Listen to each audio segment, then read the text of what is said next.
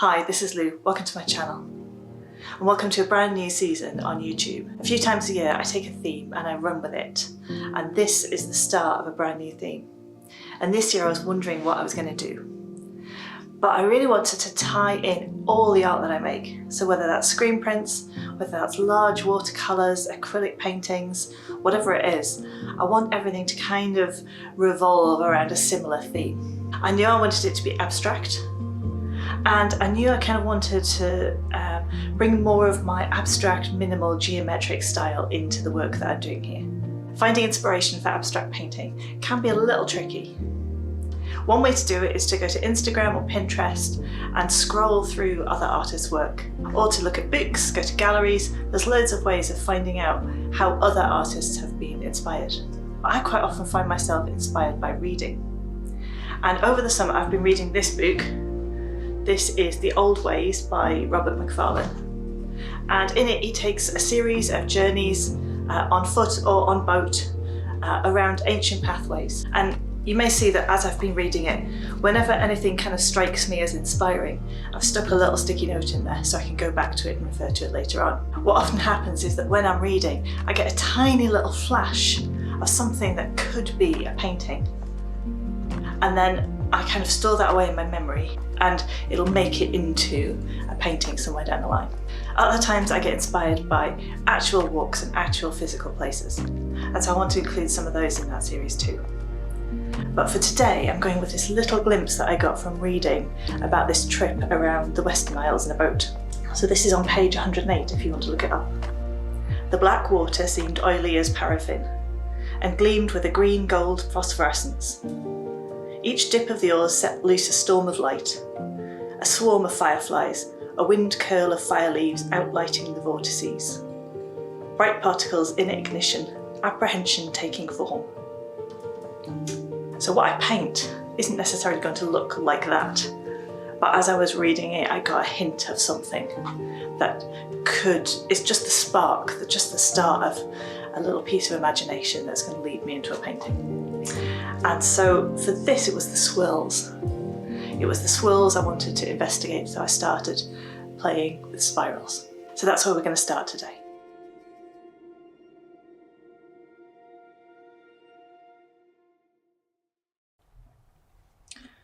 So I'm starting with a vertical line down the centre of the page. And I'm just going to play with my compasses and see what kind of spirals I can make. So I've put in 2 marks around the central point there, about 1 centimetre apart, fixed my compasses to that distance and made a half circle from one to the other, and then one above that.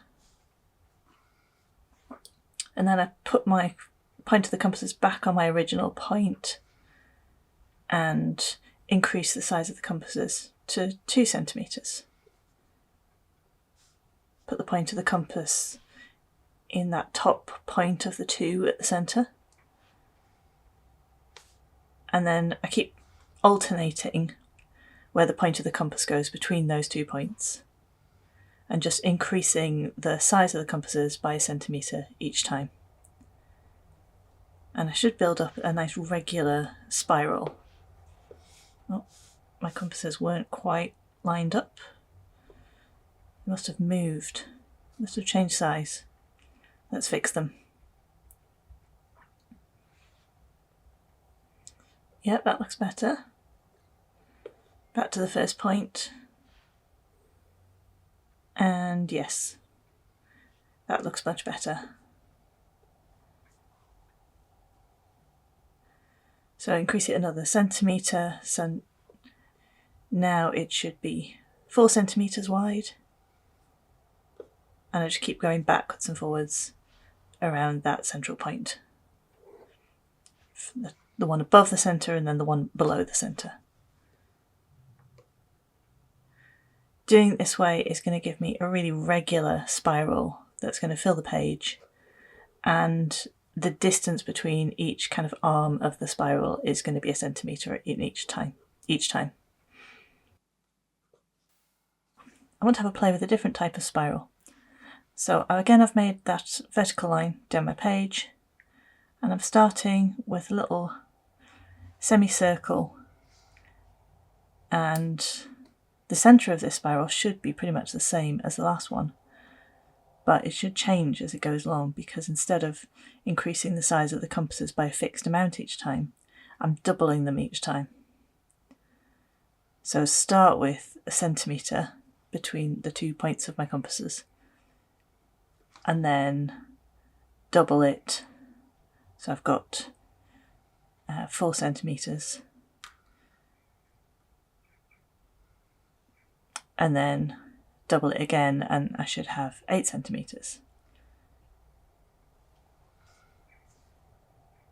And each time I'm putting the point of the compasses at either the top or the bottom extent of the spiral and stretching the compasses out until they kind of continue the line.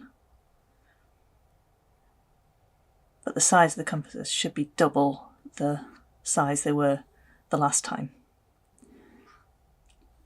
And this time it doesn't take quite so many rotations to fill the page.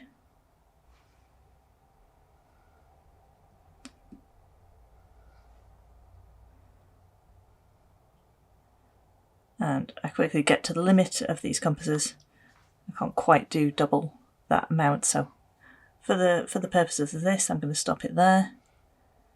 And then I want the spiral to continue in the other direction, so it's like a double spiral, which is essentially what I did with the last one as well. I'm just going to do the same thing again, but repeat the spiral like from the other point. So I go back down to 1 centimetre,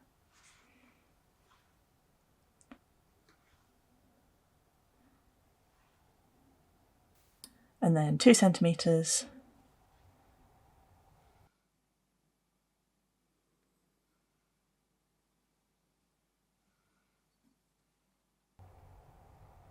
and then it'll be 4 centimetres and 8 centimetres.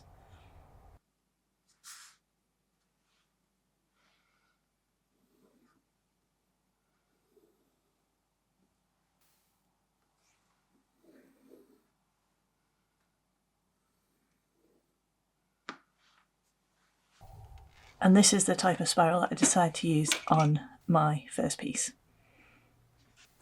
So I'm using a watercolour block here, and I've taped the edges, and I'm going to create that spiral just in the same way that I did in my sketchbook.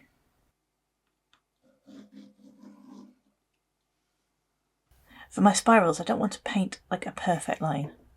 I want them to be kind of broken, to give that sense of the whirling vortex with little kind of particles in it. And so I decide to use some masking fluid to mask out the shape of the spirals, and to create little individual dots along those spiral lines. So the spirals are really regular, and I've made them with compasses and the ruler, but by using dots I can make something that kind of has a little bit more life and energy to it. You could of course do this with paint. You don't need to use the masking fluid, you can create different effects. And one of the options was I could paint the whole background in and then add in the spiral over the top in pencil, and then paint little dots over the top of that. But I wanted to have a play with the masking fluid, create really strong areas of white on the page. And then I have an idea about adding some gold in afterwards, which we'll see later on.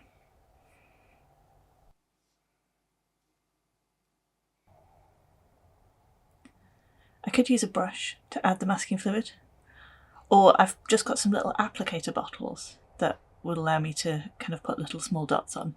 But I decide I want to use something to stamp it. And the thing that I come up with is the end of a pencil. So I've got this one here that's got an eraser on the end. So I've just poured some of the masking fluid into a little container so I can easily access it. I'm going to stamp the pencil into the masking fluid and then onto my paper. I want my dots to look kind of random, although I do want them to be circular. So I noticed that the first stamp that I make with the end of the pencil is quite full, and then they get kind of thinner and thinner as they go around. And if I go around and add just 3 dots from every kind of dip into the masking fluid, I'll end up with something that looks quite regular. So it'll kind of like big, medium, small, big, medium, small. And I want to break that up, so I make sure that as I'm dotting them onto the spiral line, sometimes I'm doing 3 stamps, sometimes I'm doing 2, sometimes I'm doing 4. And that will give me a much more random kind of selection of circle sizes.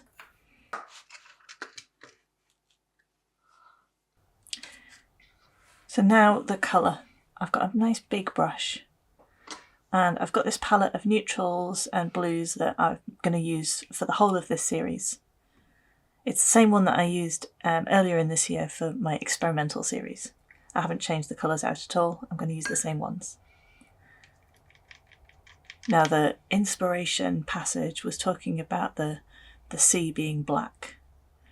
And I do want it to be dark, but I don't think I want it to be kind of black. So I'm using a mix of different blues, a lot of Payne's grey, some indigo for a slightly brighter blue, and a touch of Mayan blue, which is more turquoisey. And I'm going to paint the whole thing in. I know I want some areas to be lighter and some to be darker.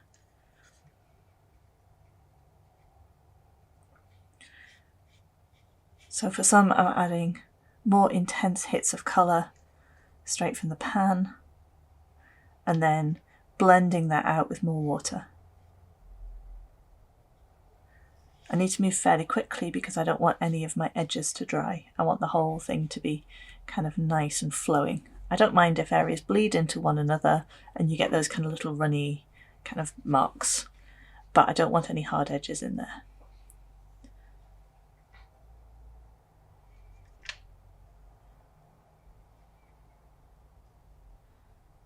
So I'm alternating backwards and forwards between the paint and the water, and adding just a touch of Davies grey, which is a greeny, it's like a soft olive green, to the top left hand corner of the picture, because I've decided that I want some areas to be lighter, and I think that would be a good area to be slightly lighter.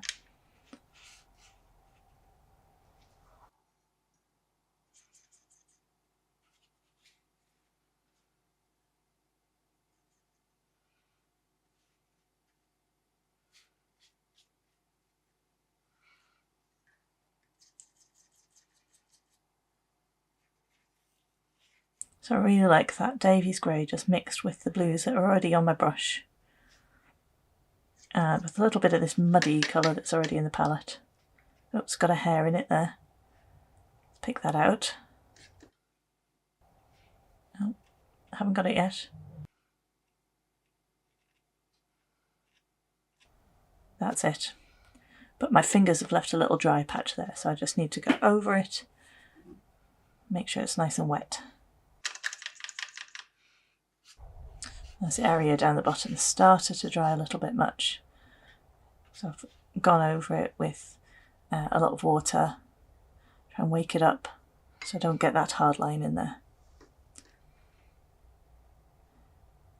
And now the whole of my page is wet, it's nice and damp, and it's all got colour on it. So now I can just add in areas of darker colour where I want them. I'm really aware that the colours will dry lighter. So if I want areas to be really nice and dark, I need to make sure they're really, really dark when it's at this wet stage.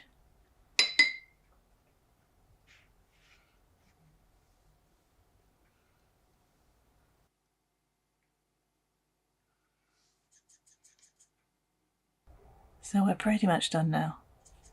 I just want to dot in some darker areas, like an echo of those little dots that I've put in to start with. But because the page is all wet, they'll subtly dissipate out. Dot some of the Payne's grey right into the centre. That's my darkest colour, so I can create a real focal point there.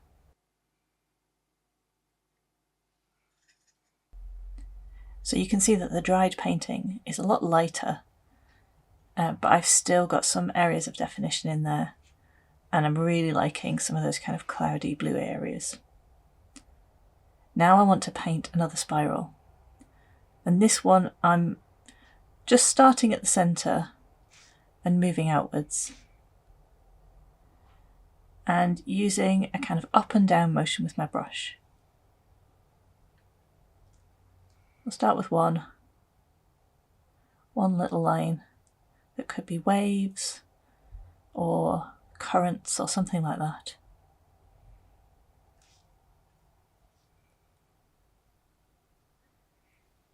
I'll go over it a few times in the centre where the paint is really dark. Try and emphasise it a little bit more.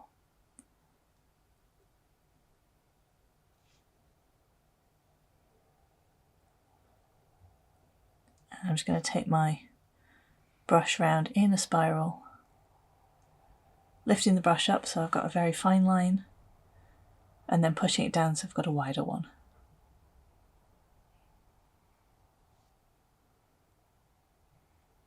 I'm going to do that a few times to give me a nice kind of spiral framework that sort of follows the lines that are on there, but they aren't as rigid and geometric and exact.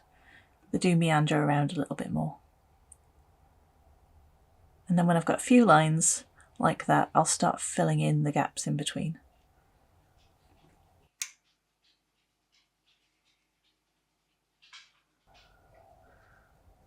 And as I'm going, I'm sort of ignoring where my little dots are, just painting right over them.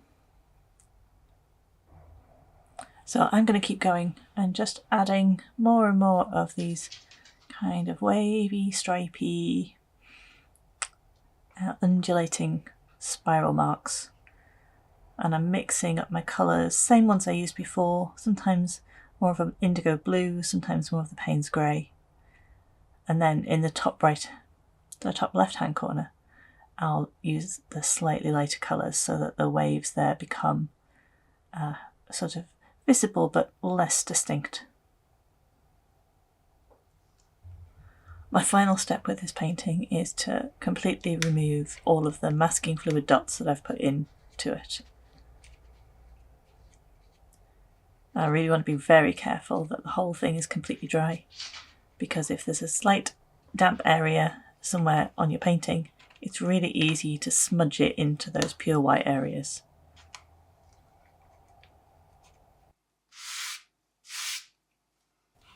And finally, removing the masking tape at the edges reveals those crisp white borders that are very satisfying.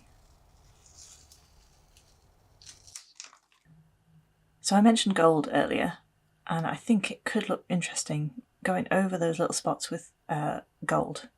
So that's what I did on a slightly bigger one. I did this one as a little study that was kind of my first port of call, exploring this idea. But what I want to do with this series is to explore the same idea in different ways, with different mediums and at different sizes as well. So I've done the same thing again, the same painting really, but much larger this time. When you're working on the same idea a second time, you get a chance to kind of fix some things that you weren't too sure about. And for this, I quite liked the stamp that I did with the pencil, but I felt that the dots were a little big, and that was especially evident on the small version that I did. So I thought I'd see if I could make my dots a little bit smaller, and looked around for something a little bit smaller that would work. Didn't find it, so I thought I'd try sharpening the eraser end of the pencil and just give myself something a little bit smaller and neater to work with. The other thing I did a little bit differently was I used different types of spirals. So I started in the centre with those regular spirals where I increased the size of the spiral a centimetre each time. But I didn't want to do the whole page like that. So once I got beyond kind of 4 spirals out, I increased the size of the spiral just a little bit more to give myself just an unusual kind of shaped spiral in the middle. So I wasn't doing either one of the ones that I did before, but something that's kind of a bit of a combination of both of them. I also put my dots a little bit closer together. But other than that, the process was pretty much the same. So I've ended up with a pattern that's a much tighter spiral than I got on the first time through. There was nothing wrong with that one. I just fancied trying something a bit different this time. So now I've got a spiral that starts quite tight, opens out a little bit, goes for a couple of circuits where it's quite tight again, and opens out again and kind of goes through that process. And I'm using the same big brush and the same combination of colours to put down my spiral of paint that's going to cover the whole background.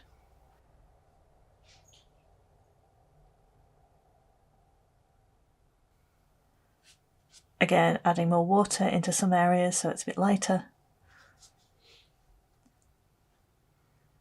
And making sure, especially my centre and the bottom right hand corner are quite dark. And then making the top left corner a little bit lighter. I found painting at this larger scale a little bit harder because you need to mix up more paint. It doesn't go as far, or it doesn't feel like it goes as far. So it can end up lighter overall because you're trying to spread it out over over more distance, really.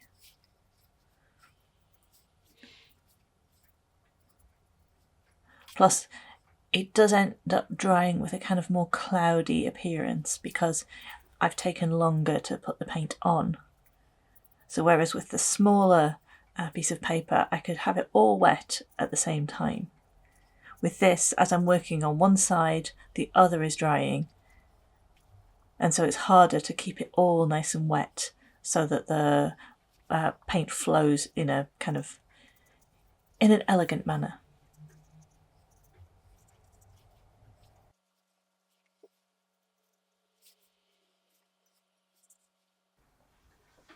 Once my masking fluid was removed this time, I wanted to play with some gold. I've got some gold paints here, and I tried some out on a sample, and I liked both of them, but I also tried some gold leaf, and the gold leaf was just far shinier than any of the paints were. So I used some acrylic size, which is what you use to adhere gold leaf, and I used the same pencil and dotted that over the top of all of the little dots that I'd put on. I definitely wanted it to look kind of organic, so I wasn't trying to aim to like completely cover every dot with the gold leaf. I wanted some of the white areas to show. And once the size is completely dry, you can apply the gold leaf in sheets like this.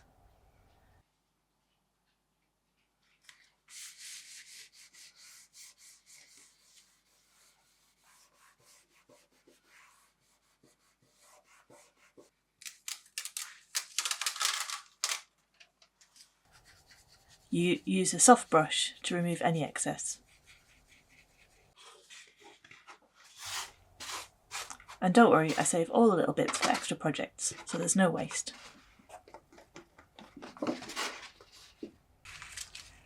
And once I've removed all the excess gold leaf, I can take the masking tape off the edges of my painting and reveal those lovely white borders. Really hoping that none of the paint has seeped under my tape. So thanks very much for watching today. I really wanted this series to be a little bit different. Not just taking you in right at the start of a project, but going back even further to look at where the inspiration comes from. So that you might be inspired to create the same project that I'm doing, but also you might want to take it off in a completely different direction. So I hope that you've been inspired to draw and paint some spirals today. And I look forward to seeing what you've done. You can post your work to Instagram, tag me at LouRachelDavis, because I really love seeing what you've made. So thanks very much for watching, and I look forward to seeing you soon. Bye bye.